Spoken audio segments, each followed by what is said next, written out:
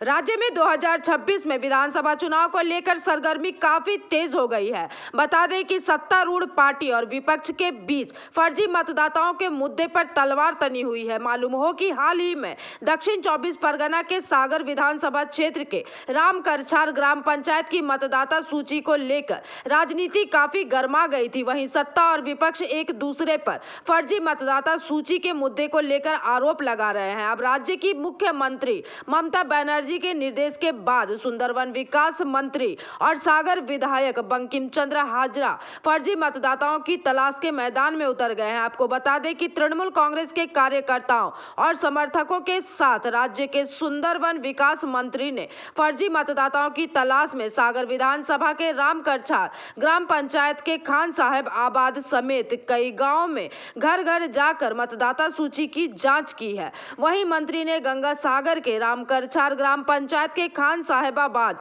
गांव में घर घर जाकर देखा कि बूथ संख्या 59 पर राजू शेख नामक व्यक्ति का नाम का मतदाता सूची में है या नहीं, और मंत्री ने दावा किया कि उस नाम का कोई भी व्यक्ति क्षेत्र में रहता ही नहीं और यह एक फर्जी मतदाता है। इस संबंध में सुंदरवन विकास मंत्री और सागर विधानसभा के विधायक बंकिम चंद्र हाजरा ने अपने वक्तव्यों को रखा।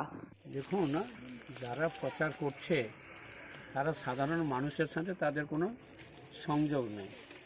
একটা জায়গাতে দাঁড় করিয়ে বলে দিল যে সাগর বিধানসভায় প্রচুর মৃত ভোটারের ভোট নিয়ে বর্তমান যিনি বিধায়ক শ্রী বঙ্কিম হাজরা নির্বাচিত হয়েছে।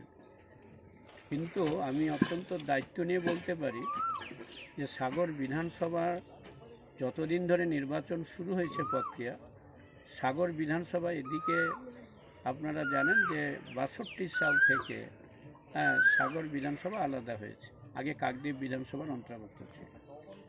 তা সাগরের ৯টি গ্রাম পঞ্চায়েত আর হচ্ছে নামখানার ৫টি, যে মোট ১৪টা গ্রাম পঞ্চায়েত নিয়ে সাগর বিধানসভা, বর্তমানে এই বিধানসভার নাম্বার হচ্ছে ১৩২ সাগর অ্যাসেম্বলি কনস্টিটিউয়েন্সি।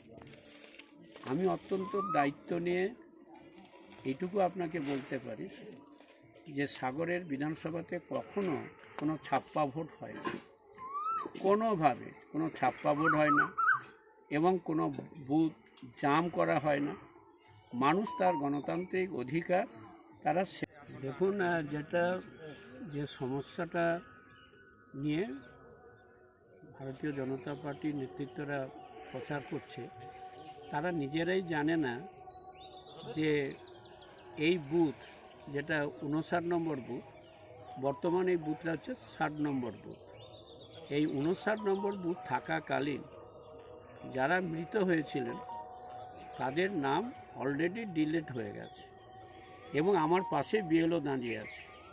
বিএলও সাহেব তার লিখিত রিপোর্ট ওনার কাছ থেকে জানুন। উনি বিডিও সাহেবকে ইতিমধ্যে দিয়েছেন, যিনি রিটার্নিং অফিসার, এবং এই ধরনের মিথ্যা কথা এনারা রটাচ্ছেন।